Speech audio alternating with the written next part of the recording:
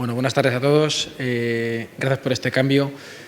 Quizá somos la única especialidad que seguimos viniendo dos a dar clase. No sé a qué se debe esta decisión, pero bueno, vamos a ser breves en la medida de lo posible. Quizá hablar de trauma es hablar de algo que todo el mundo conoce. Si uno se lee la especialidad, la definición que viene, pues puede resultar un poquito ambigua. Entonces yo siempre he sido más de imágenes que de textos. Analizando desde qué edad hasta qué edad podemos trabajar con nuestros pacientes, pues vemos que tenemos un rango desde el recién nacido hasta pacientes ancianos. Una cosa que me llamó la atención fue esto. Aparte de esto, la variedad, ¿no? Si aquí hablamos de que el otorrino es muy variada, pues imaginaos la trauma, ¿no? Ojos, antebrazos, brazos, manos, pies, rodillas, caderas, muslos, sin olvidarnos del esqueleto axial, ¿no? La pelvis, la cadera, el cuello, la columna dorsal, la columna lumbar.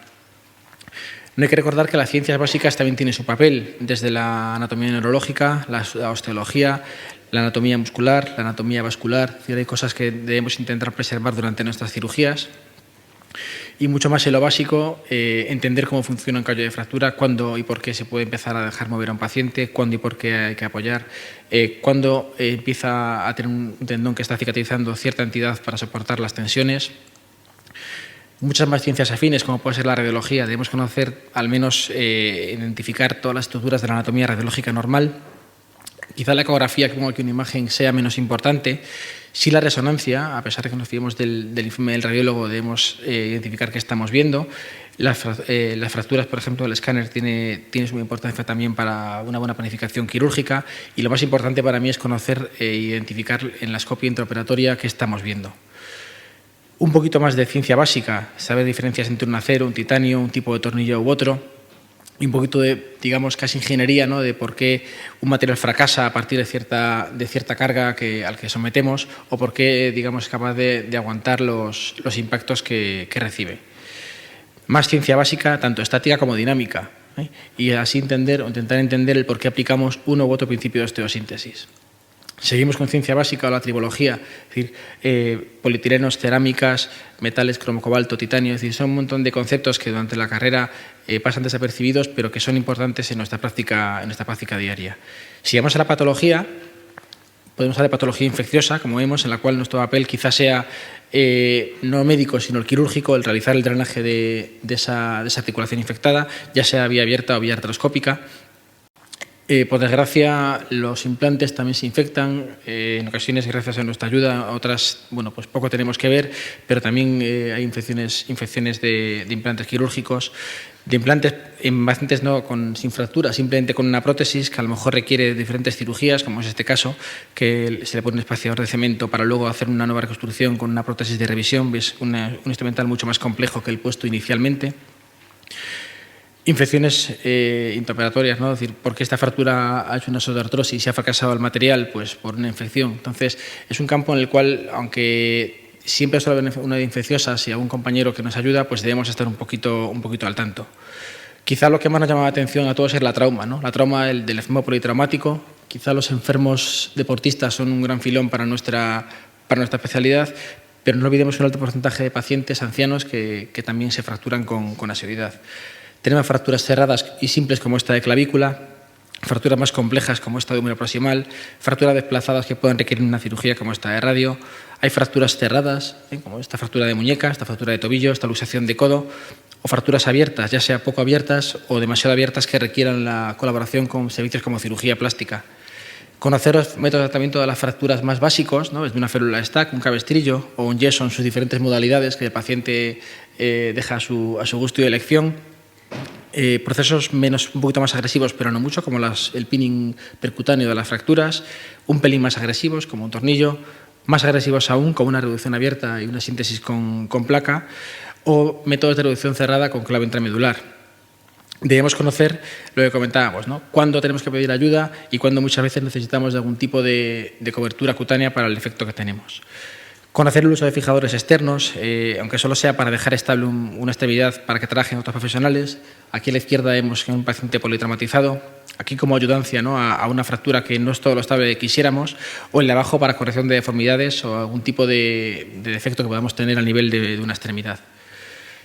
La columna es un digamos, un apartado que está a camino entre la neurocirugía y la trauma. Según el hospital el que estéis, pues trabajaréis o no con la columna. Vemos que hay técnicas de reducción de las fracturas, como estas que podemos saber, con una síntesis con tornillos usuales, pero cada vez están más en boga por las técnicas percutáneas, ¿no? Por incisiones de medio centímetro podemos inyectar cemento a nivel de la vértebra para darle soporte. La patología del raquis cervical siempre es un poquito olvidada, pero no olvidemos que hay porcentaje de pacientes que tienen este tipo de lesiones. Patología tumoral, tumores benignos como el osteomastoide que vemos a la izquierda, el osteocondroma que vemos aquí a la derecha, el encondroma que vemos en el centro, o este quiste óseo que vemos aquí a la derecha. Tumores benignos que requieren cirugías poco agresivas como la radiofrecuencia, que en muchos sitios la hacen los radiólogos, en la mayoría de ellos, o simplemente con un corretaje de la lesión, un relleno de cemento y simplemente con eso la lesión está solucionada. Tumores malignos como este condrosarcoma que requiere un injerto de cadáver, una síntesis con placa. Tumores mucho más agresivos que requieren de injertos intercalares como el de la derecha o de una aloprótesis. Como veis, es una prótesis de rodilla metida dentro de un injerto de cadáver con una placa unida al hueso del propio enfermo. O ya tumores como este que necesitamos de una pelvis completa de cadáver para hacer la resección de casi toda la pala ilíaca. Y ya lo último podría ser esto, ¿no? Una prótesis de fémur completo en un paciente con una recibida de un osteosarcoma. La espalda. Hemos hablado de la patología traumática de la espalda, pero también tenemos las deformidades, cifosis, escoliosis en sus diferentes grados, patología discal, mielopatía cervical, espondilolistesis, es decir, si veis estamos viendo una cantidad enorme de procedimientos diferentes, ¿no? Patología del recién nacido, veis la cadera esta que está luxada, la línea de Shenton que todos conocemos no se mantiene, hacer el screening, hacer una artrografía para llegar al diagnóstico. Y con ese diagnóstico utilizar técnicas de reducción abierta y un yeso simplemente, de reducción abierta y a lo mejor requerir una osteotomía en el fémur o en la pelvis, o aunque es un paciente adulto, es una secuela de una osteotomía hecha en la infancia a nivel del cotilo. Patología tumoral en niños, pues también vemos esta osteofibrodisplasia de la tibia tratada con un aloinjerto intercalar y una síntesis con placa. Patología ortopédica en niños, un cierre de la fisis para corregir dismetrías en un paciente que tenga un miembro más largo que otro, o pacientes que puedan requerir, por una displasia esquelética, algún tipo de realineamiento en los miembros inferiores. Patología del adulto de origen mecánico, de origen degenerativo, artrosis de rodilla, artrosis de tobillo, artrosis de cadera, con diferentes soluciones, desde una artrodesis simple hasta una prótesis de tobillo, osteotomías en la tibia, prótesis unicompartimentales, prótesis femoropatelares, prótesis totales de rodilla, prótesis de cadera, tanto resurfacing que vemos a la derecha como prótesis normal, usual, en la cadera derecha. En miembro superior, más de lo mismo, una homartrosis con una prótesis de hombro básica, una artrosis tratada con una prótesis invertida por una patología del manguito, artroplastias de codo. Es decir, tenemos una patología muy, muy variada. La mano quizás sea el gran caballo de batalla que está a caballo entre cirugía plástica y trauma, pero como vemos, hablamos de risartrosis, hablamos de un paciente que tiene una artrosis del carpo tras una secuela de una necrosis de escafoides que se le ha quitado, enfermedad de Dupuytren, patología neurológica, transferencia cercubital, liberaciones de la arcada de Froese del nervio radial, síndrome de túnel del carpo, patología artroscópica que manejamos con la artroscopia. Aquí vemos una rotura del tendón del bíceps, una sutura del manguito, una cromioplastia, una desinserción del labrum en un paciente con inestabilidad, una sutura meniscal en la rodilla, una rotura meniscal, una rotura del cruzado anterior. Vemos este defecto osteocondral pequeño que se hacen unas microfracturas, mosaicoplastia, es decir, coger fragmentos de cartílago y hueso de una zona, digamos, no importante para utilizarlos en la zona que tiene un problema. Patología tendinosa, tendones como pueden ser el tendón del cuádriceps o el tendón rotuliano, de mucha importancia. Tendón de Aquiles, cirugía abierta o cirugía percutánea. Tendón del bíceps.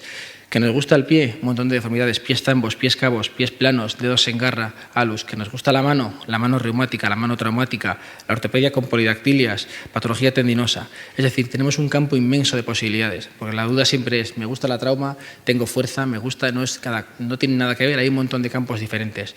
Un alargamiento de una extremidad en un paciente con una dismetría. ¿Veis cómo se hace un transporte óseo para conseguir una extremidad más larga? Cirugía plástica, entre comillas, del pie, ¿no? Un meta más corto, por una compresión de distracción se puede hacer que el meta recupere su longitud normal. Es decir, no me entretengo más, la trauma es un mundo en el cual todo tiene su sitio, cada uno tiene su campo y no tiene nada que ver la patología traumática de la columna, los tumores, las fracturas, la patología tendinosa, los niños, los ancianos, los adultos. Es decir, cualquiera que quiera hacer la trauma puede dedicarse a ella sin miedo a las eternas dudas, ¿no? De me gustará, tengo el quirófano, tengo fuerza, no tengo fuerza, me rayo, no me radio. Es decir, no tiene nada que ver una cosa con la otra.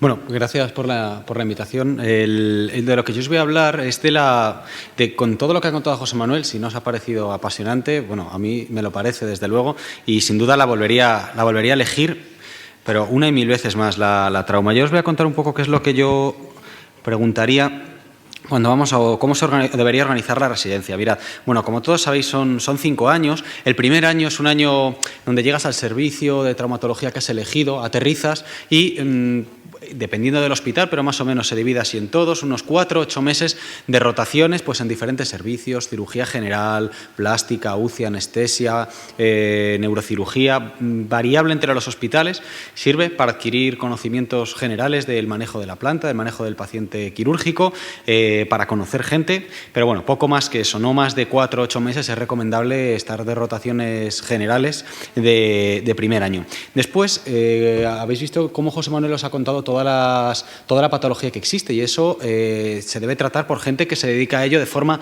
más o menos específica. Y eso se hace pues con las secciones o unidades. Casi todos los hospitales tienen secciones o unidades donde pues hay traumatólogos que se van a encargar de la traumatología, otros de la ortopedia del adulto, otros del raquis, otros de la ortopedia infantil, de la artroscopia, y deberíais elegir un hospital que os facilitara la rotación por secciones o unidades, porque está tan especializado todo que es muy complejo saber, imposible saber de todo, con lo cual cada uno tiene que dedicarse a lo que mejor sabe hacer. Después, si alguno de los campos no se toca bien en vuestro hospital, porque no se hace tradicionalmente, siempre existe la posibilidad de rotar, es decir, hay hospitales que no tienen ortopedia infantil, pues se puede hacer una rotación en ortopedia infantil en un hospital que se dedique solo a ello. Hay hospitales que no hacen columna o hacen muy poca columna. Se puede ir a un hospital donde se haga una rotación por columna, por mano. Se puede hacer aquí o en el extranjero. De R5 normalmente se puede elegir una rotación en el extranjero donde tú puedes complementar tu formación en un campo que te gusta o que es más deficitario en tu hospital y puedes salir, cosa que os recomiendo a todos. El aprendizaje debéis preguntar cuando vayáis a preguntar, ahora mismo no tenéis trabajo y vuestro trabajo es preguntar en los hospitales. No tenéis otra cosa que hacer. Preguntad, preguntad y preguntad. No debéis dejar de ir y si tenéis dudas, volved otra vez y ser muy pesados, porque de esta lección va a depender muchísimo vuestro futuro. Y lo que debéis preguntar es si el aprendizaje es progresivo, si nos dejan solos o tenemos a alguien al lado a quien preguntar. La tutorización es algo importante, es decir, a nadie le van a dejar hacer una prótesis el primer día de residencia y debe ser algo que aprendas con el tiempo. La cirugía en función del año de residencia, pues sí, más o menos esto iréis poco a poco aprendiendo. Más que cirugía, es aprender, la residencia se trata de, aparte de aprender las técnicas quirúrgicas, es aprender las indicaciones, cuándo operar una cosa o cuándo puede mantenerse el tratamiento conservador. Empezaréis por cirugías sencillas, cirugía del túnel del carpo, cirugía de las fracturas más comunes, tobillo, cadera, prótesis parciales, fracturas de radiodistal, artroplastias ya algo más complejas de rodilla y cadera. Pasaréis por tratando la mayoría de las fracturas que hay en el esqueleto axial y un capítulo aparte merece la artroscopia. Es muy importante que preguntéis si en vuestro hospital o en el hospital que vais a elegir se hace artroscopia. La artroscopia, como dicen los cirujanos generales en charlas que he oído de otros años, no es una técnica del presente ni el futuro, es el pasado. Es decir, la artroscopia está presente en todos los hospitales y el residente debe salir formado en la patología artroscópica básica, es decir, rodilla y hombro. Debe ser lo suficientemente autónomo como para poder hacer una artroscopia de rodilla y hombro sencilla. Y eso debéis preguntarlo, si en el caso de que no se haga artroscopia en el hospital donde lo escojáis, si se facilita la rotación por un hospital donde se haga artroscopia. ¿Cómo se debería organizar un servicio o el servicio ideal? Pues la planta debe tener al menos un volumen suficiente como para poder tratar toda la patología, mínimo 30-40 camas. Lo más importante, por supuesto, los quirófanos, es una especialidad muy quirúrgica, nos encanta el quirófano, la planta es donde tenemos al paciente quirúrgico, pero no estamos todo el día en la planta es una cosa que pasamos entre quirófano y quirófano o antes de entrar a quirófano. Al menos debe tener el servicio donde vayáis 2 o 3, yo diría 3 quirófanos de mañana y cirugía de tarde. Eso os permite ampliar las horas de formación en forma de esto es como los pilotos, coger horas de vuelo. Cuanto más, mejor. Cuanto más quirófanos, mejor. Y también es importante que preguntéis qué ratio de residentes y quirófanos hay. Es decir, hay hospitales con muchos muy grandes, pero con muchos residentes, y hospitales muy pequeños con pocos quirófanos y viceversa, ¿de acuerdo? Entonces tenéis que encontrar el equilibrio entre un hospital que tenga un volumen adecuado de quirófanos y de residentes, ¿de acuerdo? Eso lo debéis preguntar yendo a cada hospital. La consulta es también el filtro de la especialidad para decidir si el paciente es quirúrgico o no, y el residente debe, no desde el principio, sino cuando ya tiene un poco de soltura, llevar su propia consulta, donde puede seguir a los pacientes que opera. Es importante operar, por supuesto, aprender la indicación, pero lo es más el seguimiento del paciente. ¿Qué pasa? ¿Le duele la prótesis que le he puesto? La herida no va bien, ¿qué hago? ¿Le dejo apoyar? ¿Cómo manejo todo eso? Y eso se aprende pasando la consulta, indudable. Todo esto englobado en una sección unidad donde esté rotando. Es decir, si estoy en la unidad de ortopedia, pues donde se hacen prótesis de cadera y rodilla, tendré que tener todos estos requisitos. Las urgencias, bueno, es una especialidad que gran parte de nuestra patología se basa en la patología urgente. El paciente traumático que está bien, me atropellan en la calle y pasa a ser un enfermo ya de por vida. Bueno, pues la patología traumática entra por la urgencia y las guardias no son habitualmente buenas. El residente de trauma no está ni mucho menos en el cuarto viendo el ordenador o la tele, está en la puerta viendo pacientes. Existen hospitales donde solo se ve la patología traumática, es decir, todo paciente que se da un golpe, y existen hospitales donde aparte de la patología traumática se ven los pacientes con algias, y las algias son dolores de hombro que no van bien, lumbalgias, eso empeora sustancialmente la calidad de la guardia. Entonces, sí, de forma ideal, pues deberíais, si es posible, un hospital que trate únicamente la patología traumática. El área de influencia del hospital pues va un poco en relación a todo esto. Debéis intentar coger hospitales que tengan un área de influencia importante. Esto ya ha dejado de ser tan así sobre todo la Comunidad de Madrid, con las áreas han desaparecido, ahora hay libre elección de especialista y de hospital, y han desaparecido, pero aún así algo de esto se mantiene. Entonces debéis coger o escoger un hospital que tenga un área de influencia importante, porque eso va a revertir en toda la patología que veis. Aparte del área de influencia, el hospital puede ser referencia en una patología, como puedan ser tumores, ortopedia infantil, columna, las patologías menos frecuentes, hay hospitales que son referencia de ello. La docencia, ¿cómo debería estar estructurada? Pues esto es un poco común a todas las especialidades. Es importante que existan sesiones de residentes donde se vaya tocando la patología que se ve durante la residencia. Que existan también sesiones generales donde se repasen pues, temas más concretos, o bibliográficas donde se repasen artículos. ¿Cómo es la docencia al día a día? El adjunto que tengo al lado me está explicando lo que hace, por qué lo hace, es cómo se aprende a indicar y operar. Que te permita la asistencia a cursos y congresos, algo obvio. Las publicaciones, el posgrado, pues sí, es importante, pero es más residente dependiente, es decir, va a depender del interés que tú tengas en hacer una cosa u otra. Nadie te va a estar poniendo una pistola en la sien para que hagas un artículo. Si lo quieres lo haces, y si no, nadie va a estar detrás de ti para que lo hagas, o el posgrado, la tesis. Ventajas de la especialidad. Bueno, con lo que he dicho, ni José Manuel ni yo nos atrevemos a poner un ranking. Yo no soy capaz de decir qué hospital es mejor o qué otro. Cualquiera de los hospitales que ofertan plazas para residentes, yo creo que son suficientes. Yo conozco bastantes residentes de la Comunidad de Madrid, de aquí que acaban la residencia ahora, y yo me atrevería a decir que todos salen bastante bien formados en toda la patología. A lo mejor hay alguien que no ha visto tantos tumores, bueno, pues es algo que puede hacer después. A lo mejor hay alguien que no ha visto tanta columna, es algo que puede, si le gusta, hacer después. No os preocupéis por la elección del hospital. Con todo lo que os hemos contado, debéis preguntar vosotros, si el ranking es una cosa personal. Nadie os puede decir, bueno, este hospital es la bomba porque es el mío, sí, pero y el otro, nadie te puede decir que un hospital es mejor que otro. Especialidad y las residencias amplias, opera bastante, eso que no os preocupe, ay, voy a operar, no, todo el mundo opera y acaba operando, hay para todos, es decir, como hay tanto volumen, pues no hay peleas, o es rarísimo que las haya. Yo no conozco que sea un residente que se ha peleado por operar un paciente u otro, hay para todos, multitud de técnicas, os vais a hartar de estudiar y de aprender técnicas nuevas. Es una especialidad resolutiva y de contacto con el paciente, esto que no se os olvide, de acuerdo, que es un estrecho contacto con el paciente, con la familia, no siempre se pueden dar buenas noticias, aunque a nosotros rara vez se nos muere un paciente, pero la gente no acepta que pueda estar bien un día y al día siguiente ya no, entonces tienes que lidiar con eso, pero bueno, que no se eche para atrás. El aprendizaje es continuo. Como inconvenientes, pues requiere una exigencia física y mental, es decir, todas las residencias requieren una exigencia mental, por supuesto, y esta además es física, porque en nuestra cirugía, gran parte de nuestros actos quirúrgicos son de pie, y muchos de ellos con el mandil con el mandil de plomo como protección para cuando se utiliza rayo. Y eso requiere pues saberlo simplemente, no que no se eche para atrás tampoco. No conozco a nadie que le haya hecho hay que saberlo únicamente. Gran volumen, ventaja por un lado, inconveniente por otro. Se trabaja bastante las guardias entre regulares y malas dependiendo del hospital y bueno, que hay que lidiar con las secuelas, pero eso en casi todas las especialidades. A pesar de todo es apasionante y os animo a que lo hagáis. Muchas gracias.